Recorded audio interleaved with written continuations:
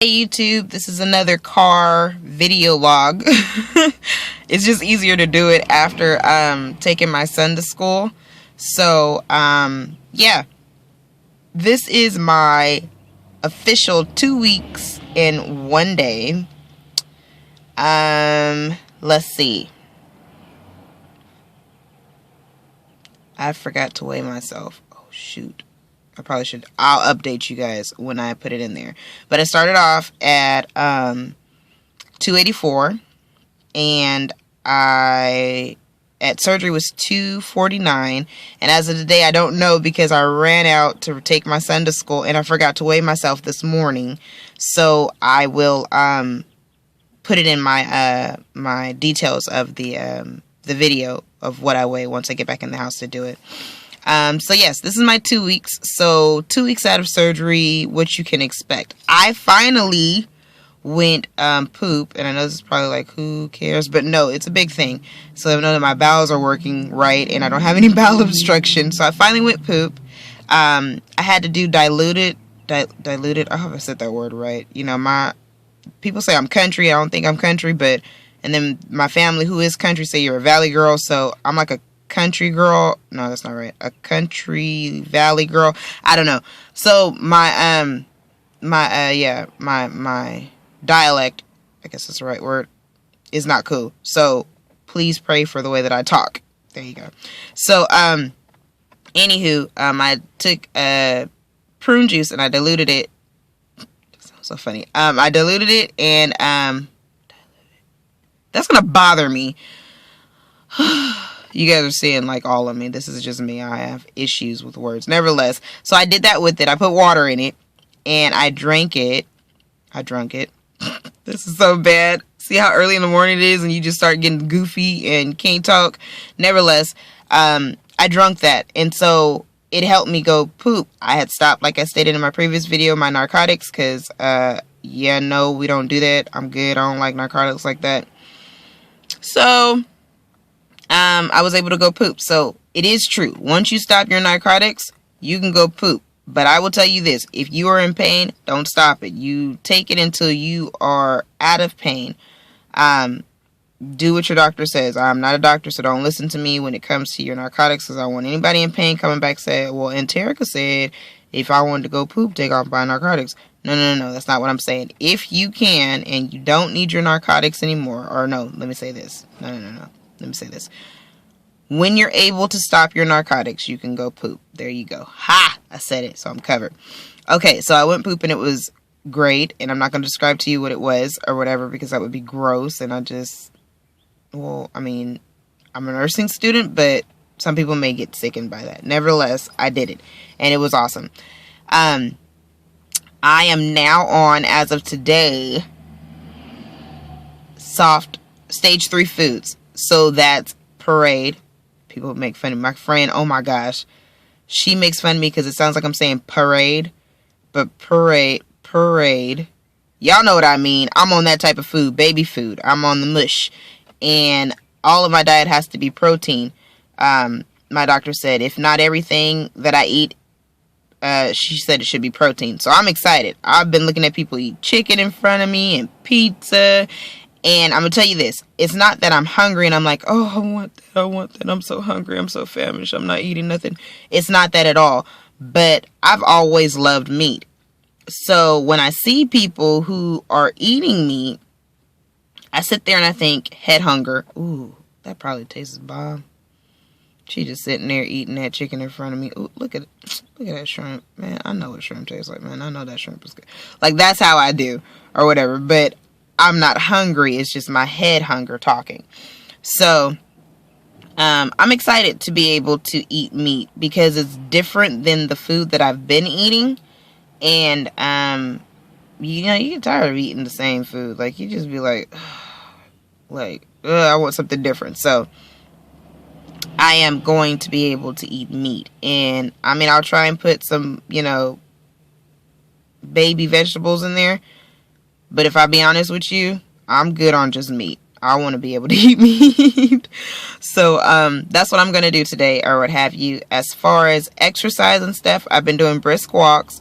But today I'm going to start Insanity, and that's what I was on before I had the surgery.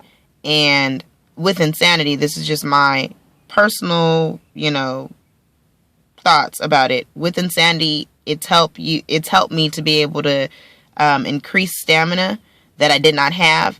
And being that after surgery, like you're winded and you have no stamina, I'm looking forward to be able to getting back to to having my stamina, to be able to run and to be able to do exercises and complete them and not be like completely out of breath.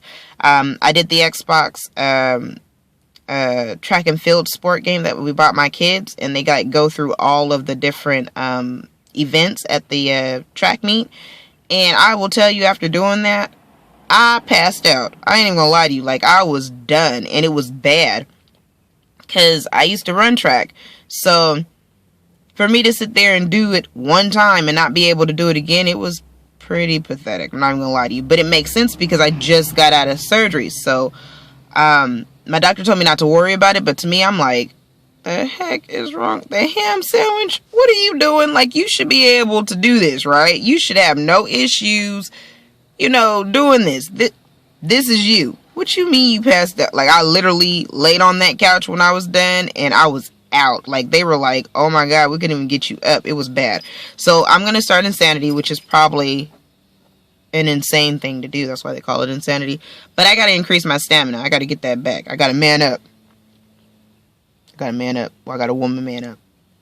Yep, I got a woman up. But I got to get it back. So I'm going to start it. That, and I want to make sure that, like my thighs and my arms and stuff, that I can tighten them up. Now, before surgery, I'll get those pictures out to you guys as soon as I figure out how to put them into a place to where they kind of blend well, if that makes sense. And I know it's early. Somebody told me, why are you doing it so early? Like, people don't have the pictures to look at. Like, they want to be able to look at your pictures and then see, like, before and after. If you give your before pictures now and you don't have no after, then, it's kind of like, what are they going to look at?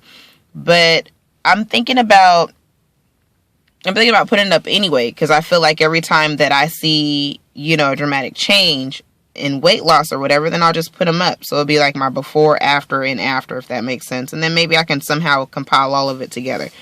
But I want you guys to see where I'm at. I'm trying to be completely transparent, like I said before in my earlier video. I want to be completely transparent. I want you to see everything, even though it embarrasses the mess out of me, and I want to cry and hide in a, inside of like a hole and, never let anybody see me ever again. If I don't deal with this, then how do I move forward? How do I progress, if that makes sense? How do I become better? How do I accept it? Because if I don't deal with it and it's not in my forefront, then to me, it's like there's no problem, right? So I got to be able to deal with this, face head on. So that's what I'm doing. But I have these pictures, nevertheless, that show my arms. And I had sagging arms, not going to lie to you. Like, they were bad. But I had sagging arms, and, you guys have already seen my stomach or whatever.